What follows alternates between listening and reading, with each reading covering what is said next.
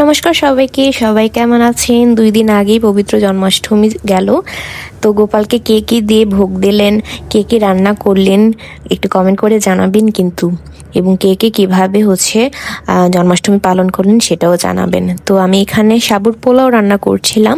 তো সাবুর পোলাও রান্না করার জন্য প্রথমে কড়াইতে সাদা তেল দিয়ে একে একে তেজপাতা, দারচিনি, এলাচি, মৌরি, কালো জিরে, জিরে, মেথি, শুকনো মরিচ ফোড়নে দিয়ে হালকা ব্রাউন হয়ে আসার পরে আগে থেকে ছোট ছোট করে কেটে রাখা আলুগুলো দিয়ে দিলাম।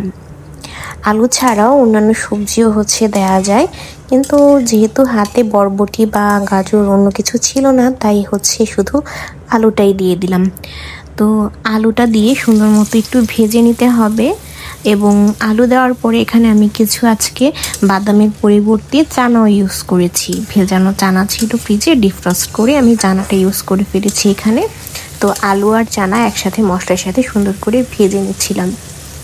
হলুদ দিয়ে দিলাম, তারপরে লবণ, মরিচের গুঁড়া, জিরা, ধনিয়া এগুলো পরিমাণ মতো দিয়ে সামান্য চিনিও দিয়েছি। সব কিছু দিয়ে সুন্দর করে সবজিটাকে ভেজে নিতে হবে।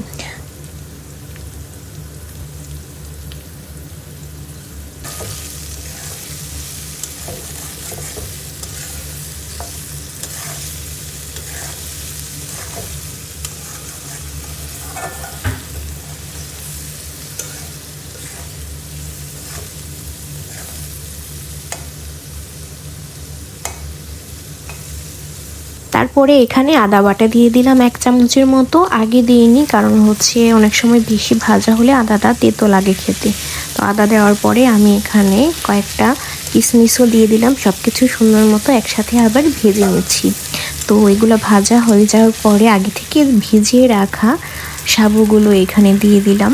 এটা ভিজিয়ে রাখতে হবে 1 ঘন্টা কমপক্ষে। এটা সাবু যতক্ষণ না পর্যন্ত ফুলে যায় ততক্ষণ পর্যন্ত ভিজিয়ে রাখলেই হবে। মানে এটা ডিপেন্ড করে সাবুর উপরে, কোনোটা খুব কম সময় হয়ে যায়, সোক হয়ে যায় পানি, আর কোনোটা একটু টাইম লাগে। সো ইস্কনের সাবুগুলো একটু যেহেতু টাইম লাগে, আমি দিনের বেলায় ভিজিয়ে রেখে দিয়েছিলাম। তো সাবুটা দিয়ে দেওয়ার পরে এখানে খুব সুন্দর করে নাড়াচাড়া করতে হবে। খুব বেশি হাই ফ্লেমে করা যাবে না, কম আগুন দিয়ে একটু কিছুক্ষণ পর পর এভাবে নেড়ে দিতে হবে।